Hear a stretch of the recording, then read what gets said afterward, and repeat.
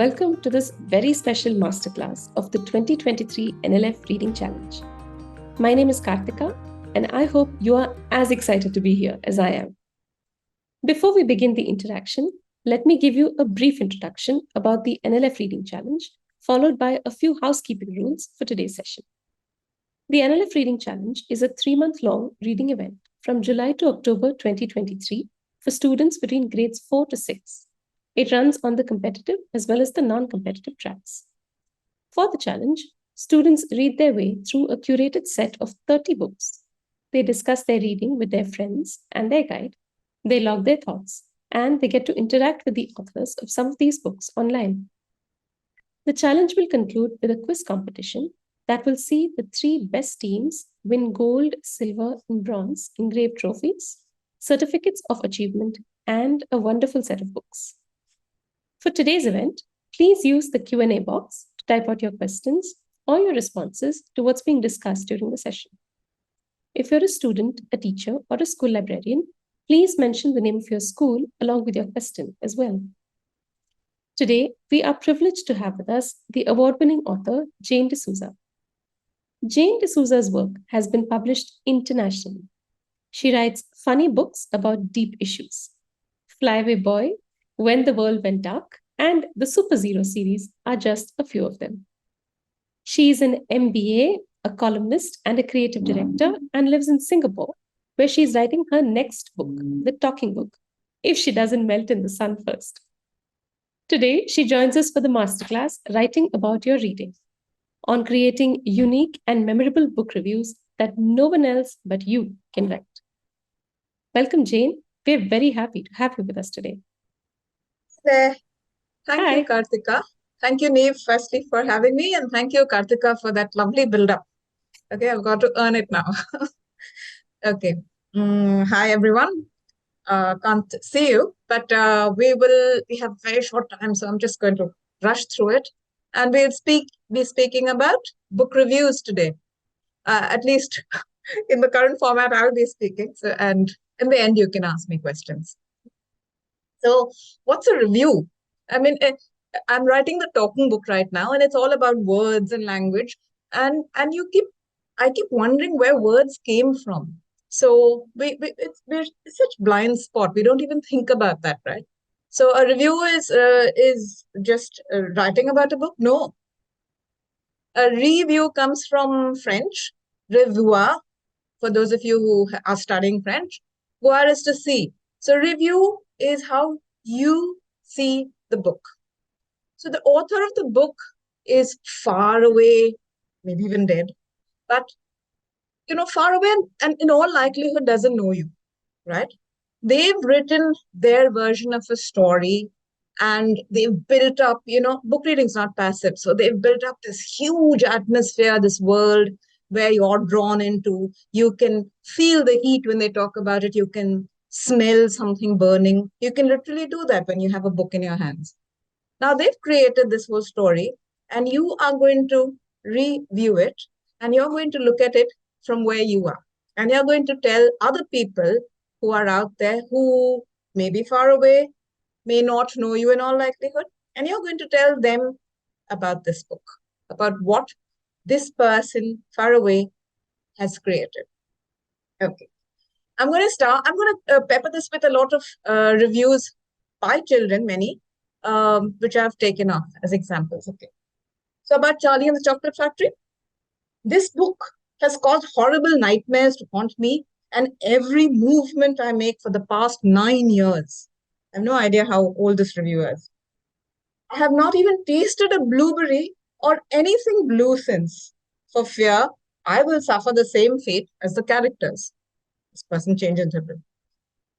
Now that sounds horrible. It sounds like a horrible book. But I like this review because it's so evocative. It tells you how powerful the book is because this reader has actually a life habit or a lifestyle has been changed by what they read in a book. And that's what I want your book reviews to do, hopefully not straight after the session, with a little practice. So I'm going to give you tips. I'm not going to tell you how to write a review. That's ChatGPT first one line. But I'm going to give you tips on how to make your reviews powerful, engaging, memorable, unique. And it's a book review only you can write. Okay. So the first tip, I'm going to start with something that is uniquely me. Otherwise, what's the point of just telling you stuff? It's a little tip, it's a little hint. Not everyone does this, but I like to review a book as a person I would like to introduce. No, so again, the book is something that I have been obsessed or fascinated by, and I want to share this with you. So that's the way I look at a book. Somebody whom you don't know. Okay? For the New York Times review of Lisa Halliday's Asymmetry. I'm going to read one line. Halliday's prose is like the murmurings of a shy person at a party. Take a moment and think of what you think of the book now. There's so much, they could have said, okay, this book is quiet, writing, blah, blah, blah, tone. But think of the image they're building for you. Asha Nehemiah, a master storyteller, many of you know, reviews a book by Christy Shobha Sudhir called Maharani the Cow, where this cow goes and plonks herself in the middle of a street. Now, the book review has a lot, but I'm only taking out lines from it, okay? Asha chooses to write about many things in the book, but the line I loved was about the illustrations, which you can also do. The illustrations are by Nancy Raj. And she says, despite multiple readings and poring over the pages for hours, there's almost always some new endearing facet that a young reader discovers. See, a person. This is a person, this is a book or a person that you want to spend time with, not a book you can return to the library. Because each time you go back, you find something new that you want. So you want to be with this book. You want to be with this person. So that's a powerful review. Okay, the next step and the most important one in my arsenal, the most important thing I have to tell you about is that the book review is yours. It's your book review, it's subjective, and you've got to put a piece of you into your writing. I say this about all writing because that's my number one rule. Your book review is not the same as even your sister's, okay? Because it's got something of your experience and your attitudes to life, and that's what you bring to your book review. Again, from the New York Times, the book Wonder, about the child who's had 28 surgeries on his face, reviewed, which says, listen to this. While I sobbed several times during Wonder, my 9-year-old daughter, who loved the book and has been pressing it on her friends, remained dry-eyed. She didn't understand why I thought Augie's situation might upset her. I like kids who are different, she said. So this is a subjective opinion. The reviewer has very clearly said that this is what I felt about the book. I was upset, but this is what my daughter felt. She thought it was different children are quite normal. There's for example, one of my books, When the World Went Dark. Okay, I can't find it, unfortunately. Ah, there it is. Okay. Dropped a whole lot of them. Yeah. Okay. So, When the World Went Dark is about a child's loss, losing her grandmother. And I have so many reviews from young readers who talk about their own personal losses. It could be anything. It could be, a dog. It could be a person. It could be someone's job or money. But I really value those reviews. So, yeah. So if you ever read a book of mine and write a review, please ask me for my email ID. Write to me directly. I'd love to read your review. Okay. What else? Other tips. So when you I get asked this question, and I'm going to give you something to do while you're reading the book, any book. Okay, this is what I do. Can you see this? Yeah. So these are these little post-its, the different colored post-its. Okay. Sometimes I use this whenever I come across something I really like. I put a little note into it. I also have a highlighter, but as you know, everything's fallen now. And I have pencils. And while I'm reading, because you can't go back to which page was that written on. So while you're reading is when you start flagging off things. And then you can come back to it at the end of the book and say, this is what I liked. For example, and sometimes you can't, I have a book, a diary in which I write certain things that I like about the book. But sometimes it's a picture or sometimes it's something that I can't write. So in the National Geographic's latest issue, I was reading about something and again for the talking book, which I'm writing, I found this, hysterical, what I thought was hysterical. They found an old comb in one of the digs from 1600 BC. Yeah. And this comb, there's a picture of it. It said in Canaanite, which is, one of the oldest languages with full sentences, said, may this tusk root out the lice of the hair and the beard. It was a lice comb. It actually had 7 prongs to take out lice and 14 to comb your hair. I just loved it so much that I took a photograph, a screenshot of that I'm keeping right now to use for, see, I'm using it right now. Okay, next tip. So you're going to flag off things you like. Next tip. You've come to the review. How do you start? Everyone wants to know how to start. What's your first sentence? Okay, here's my tip. Don't ever write your first sentence first in any writing. Okay? Because it's very tough. Otherwise, you'll keep staring at a blank page or a blank screen because it's so tough to get. You know that your first sentence has to be powerful. You know that's the thing that people judge you by.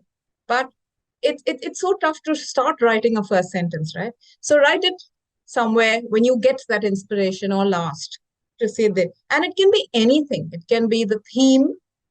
It can be something like this book is about grief, like, when the world went dark, or this book stopped me in my tracks. It can be about why you picked up the book, how it made you feel. There is Michelle Obama, President Obama's wife's written a book called Becoming. This is a review of it. Look, I'm not a happy crier. I might cry at songs about leaving and missing someone. I might cry at books where things don't work out. I might cry at movies where someone dies. I've just never really understood why people get all choked up over happy, inspirational things. But Michelle Obama's kindness and empathy changed that. This book had me in tears for all the right reasons. Okay.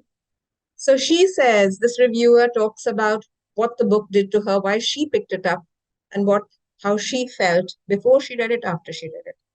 Now, the master storyteller, Paro Anand, who, I have the honor of her reviewing my book, Flyway Boy. I think some of you may have read this, Flyway Boy.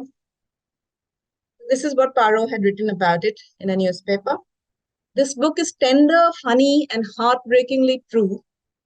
It forces the reader to ask not just why, but why not? Why can I not be the way I am? As if there is no role in the world for those of us who are different. Now, see what she's done. She's not just told you what the book is about, a child who's different, but she's included herself. So she's telling you something about herself. She said, the last line says, is there no role in the world for those of us who are different? And she's including you in that. Next tip. So a book, obviously the review needs to have a synopsis or a summary of the plot, right? What's at stake here? What is it all about? No spoilers. Don't give away the end. Lubaina Bandukwala, on Pika Book, she has a whole lot of lit fairs and she's an author, lovely, funny author, reviews Dungeon Tales by Benita Coelho. A very funny take on Arabian Nights in a world where girls are not allowed to read. Munni finds a dusty book which pitchforks her into adventures with quirky characters. That's all. That's all you really need. See? That's all that she's got in the synopsis, a little bit more, but it tells you immediately what the book is about. But so that's what you do when you're writing the synopsis bit. Not this book is about 8 children who go on an adventure to the Sundarbans. Anyone can tell you that, right? It's what you feel, what you think. And then we come to characters. Okay, so I am an author. I'm a character-driven author. Authors are different kinds, and we are all wild, mad kinds. But there are plot-driven authors, and I'm a character-driven author, which means I won't start a book until the character is so vivid and so real to me that it's actually a real person. So obviously, in a book review too, I would focus on the characters. Which one did you connect to? How did you think that person was real, or just something black and white on a page? And you don't have to like the character. Like this child reviewer has said of Diary of a Wimpy Kid, but Greg blames everyone else for his problems. He doesn't care about anyone. He doesn't grow. He doesn't learn. He doesn't change. Does he even age? He's still in junior high after 4 books. So, okay, I found that. But yeah. But that's a very strong statement about the character that he's read. Sometimes you can, and remember, this is you, okay? You can like a character that no one else likes, or vice versa. So I've chosen this one to show you how strong this child review is about characters without even mentioning them. So Harry Potter and the Sorcerer's Stone. The best character, I believe, is actually Hedwig, the owl, right? I really do love Hedwig, and I'm glad that J.K. Rowling made her up, because otherwise the book would be nothing. That's rather strong, but okay. All the other humans are just mostly fake. Even without that last sentence, this reviewer has told you that if you think that the best character in a book full of wizards and students is an owl, what she thinks of the other characters, right? So even in their absence. And then, of course, the third bit, you've got plot, you've got characters, and you need to do the world, right? But some people call the setting, but it's the world. Like right now, I'm in Singapore. It is almost on the equator. It's boiling. It's post-pandemic. It's in the afternoon. I'm hungry. That's the world. Okay, that's my world. So not just physical setting, but everything else around it. Time. House full of books. Reviews Adventures of a Snow Leopard by Deepak Dalal. The adventure was quite intense, and we felt that she's reading with her 9-year-old son. Okay? We felt that we were part of it, the adventure. At the same time, we were also eagerly awaiting for the arrival of a snow leopard into the picture, even if it would be a brief glimpse, given how well it is camouflaged in the already difficult and rugged terrain. She's telling you about the terrain, she's telling you about the whiteness, she's telling you about a little glimpse of a snow leopard. So the whole book is not about the snow leopard. It's just how difficult it is to spot it that she's bringing out. Another lovely review of the world. Okay. George Orwell's very famous book, 1984, which you'll read much later. It was written in 1948 and paints this dark dystopian picture of what the world will be. The reviewer writes, the world building is so fully fleshed out and spine-tinglingly terrifying that it's almost as if George Orwell traveled to such a place, escaped from it, and then just wrote it all down. See how powerful that is, because this is fantasy. But yet, it is so real for the reviewer, and they're telling you that it's so real that it's almost like a travelogue. Okay. The last bit really is critical evaluation. So your review, though it is subjective, though it is from your point of view, that you should make an effort to really review both sides of it. If not just it's bad, or it's good. Because I mean the world is already, you'll hear your parents saying that, becoming so extremist, polarized, So if you only write things about like really bad, people will just will diss it. I mean, they'll just dismiss it and say, okay, not worth reading. So make an attempt to see both sides of the picture, even though you can then finally say that this is the one. You should be growing up as a person of balance, please, hopefully. Lightning Thief, Percy Jackson and the Lightning Thief, The Guardian has this review. Beforehand, I never would have been able to name the Greek gods. However, some may argue that you can't take it seriously because, come on, they all seem to be living in the USA, the Greek gods. Wait for it. Then it changes. It says, but that's the fun of fiction. It's a playground for our imagination, a chance to get lost, forget the world around us, and open our minds to completely alien dreams. I love that. I love that saying, okay, stories are hard to believe and not always true, but that's the redeeming feature. That's how beautiful it is. You can title your review. You must title your review. Write that last two, like your first sentence, write that last two, because you can put that into, 3 words like unputdownable. Okay, that's 1 word. Okay, but, someone I want you to meet, or I couldn't get through this book. That too is a title. You could do a comparison if you've read something very similar in this region, like say, okay, When the World Went Dark, my book is about grief and loss. You could do a comparison with another book that you've read about it. Say the characters there were blah, blah, and this one is going deeper, or I didn't identify with this or that. You could do that. And my last tip to you, because we're taking questions, and the most important is make it genuine. Writing has to be genuine. Writing has to be you. So, for example, I write in humor, so I'm a funny writer, and I've chosen my favorite review by a child reviewer. If you're funny, make it funny. I mean, you don't have to write a serious review just because it demands. So this is a review on The Very Hungry Caterpillar. Title: Ruined My Life. But wait, I purchased this book for my little brother because this was my favorite book as a child. He makes me read it to him no less than 20 times a day. We took a 3-hour road trip, and he had me read it over and over and over again, non-stop the entire time. I want to burn it. I love this review, and it just shows how much he loves the book. So, yeah, that's it from me. Questions from you. I told you you'd get a chance to talk. Hi, Kartika. Hi, Jane. Thank you so much for that. I think it was really enlightening for our audience and for both the children and the adults in the audience to see how carefully you read book reviews, just as how you read books. And you clearly, and write them, of course. You clearly delight. Yeah, and please don't be one of the book critics. I'm using the book reviewers, everyone, because we put so much of our heart into writing the book, and it's so easy for a critic to just come and slam it. So put a little kind hat on when you're doing it.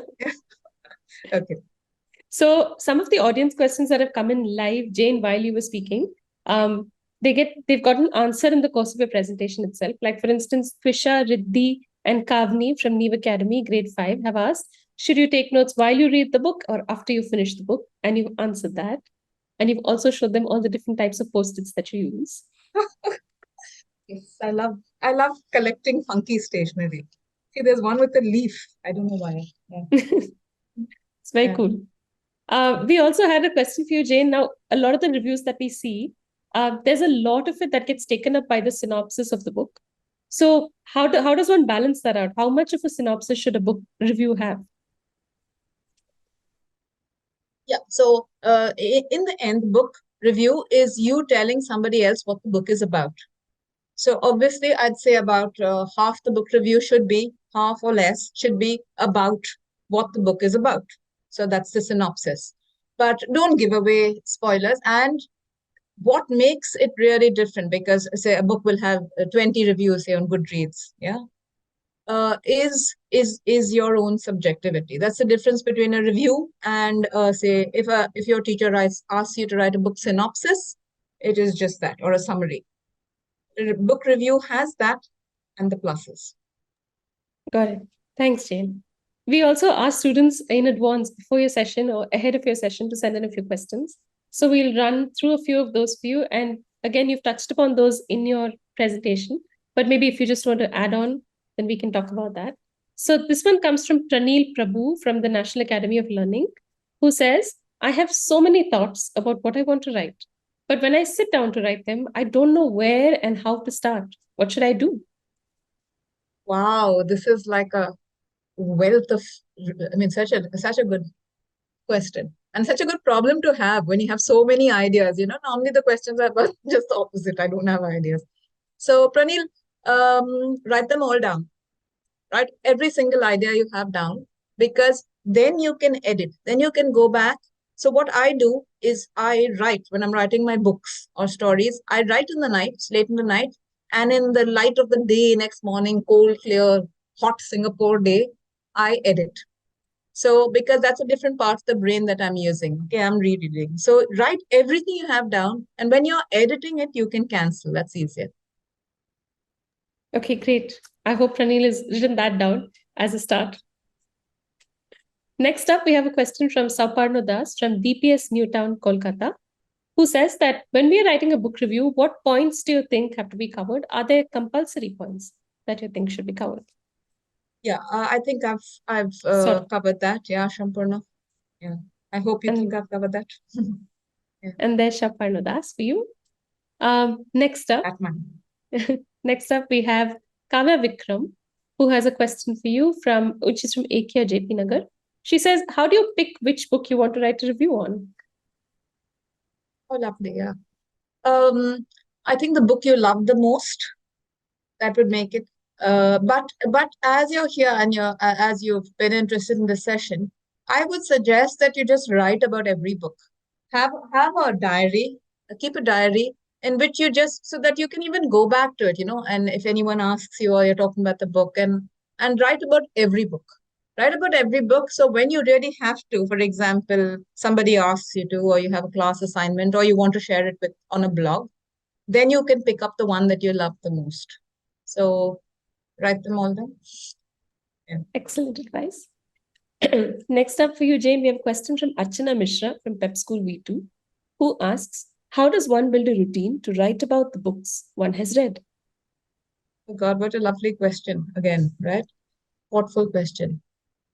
I will answer, though I don't practice what I preach right now, and I would love to, but it is very important, as you saw all the post-its and stuff. So I am very liberal in putting the post-its and tags all over. But then in getting down to writing it, yeah, that's that procrastination. But if you do build a routine, if you do say that within a week, I'm going to write. So as I said, just write down sentences. All of us do that. Just write down. It doesn't all have to make sense. You can edit it much later, but just write it all down, whatever. If you have a character and said, gosh, I'd like to meet this person in real life, where do these people exist? Write that thought down. Keep a book near wherever you read, your chair, your bedside table. Okay, great. I'm sure there's going to be a lot of books on a lot of bedside tables after this session. Next up, we have a question from Kiana Katyal from Shiv Nadar School in Faridabad, who asks, what or who inspired you to start writing book reviews? And at what age did you start doing so? Kiana, I suppose I wrote some in school when I was asked to, I'm sure. But it started for me with other author friends asking me to review their books. Something I don't do anymore because it could break a friendship, quite obviously.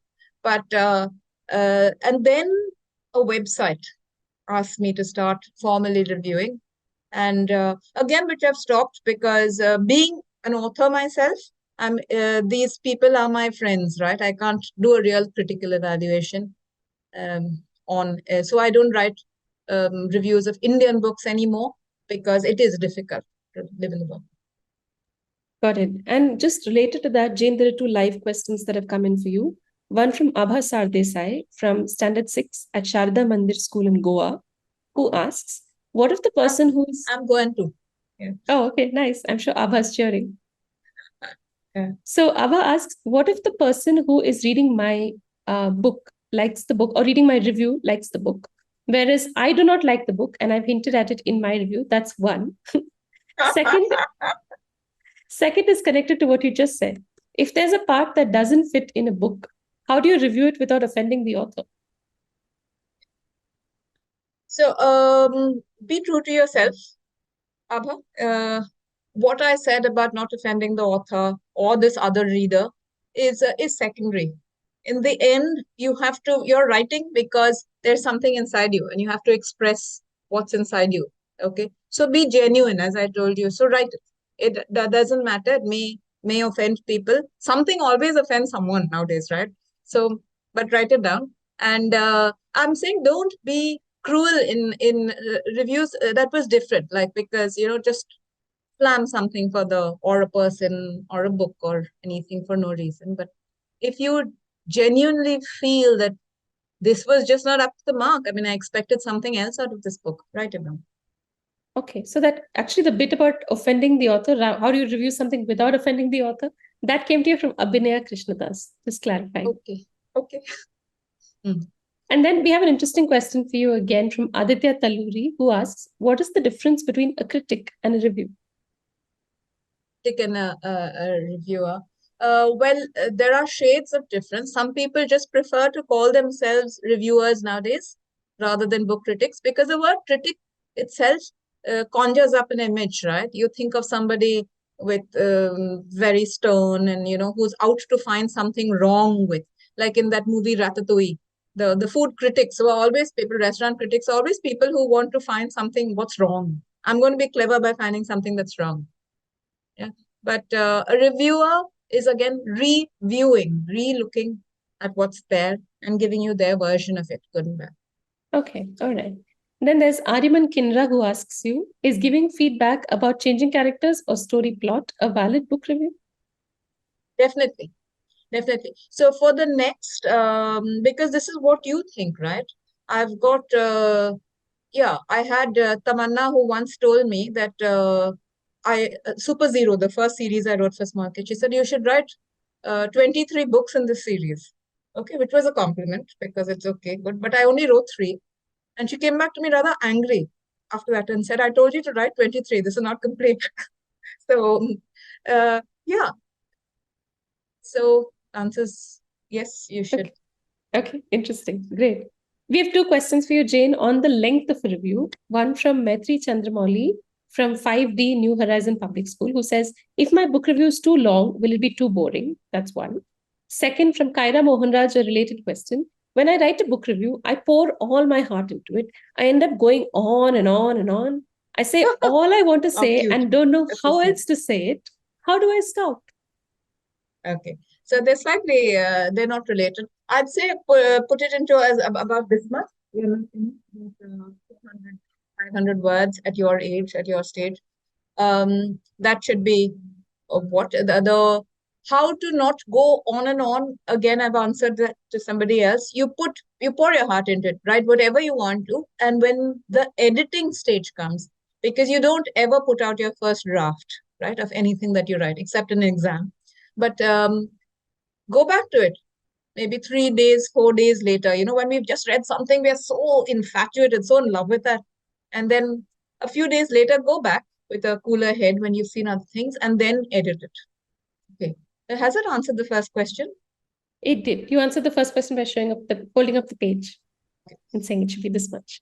I think we can take 2 questions and then I guess we'll wrap up, Jane, because we also don't want to eat into too much of your time. So we have a question from Viraj Mahajan who asks, how many times should you read a book before writing a review? Okay. Most people I know barely read books, okay? Most people you know too, unfortunately. We are here to change that because, if you're not reading, what space are you taking up in this world? But most people will read books once, and that's good enough, honestly.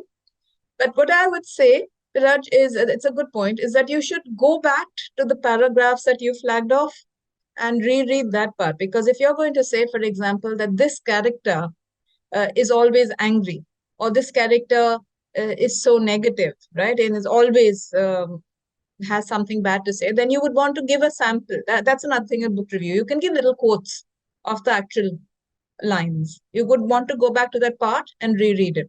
And sometimes you might find that you don't agree with what you've written down first, and you can change it.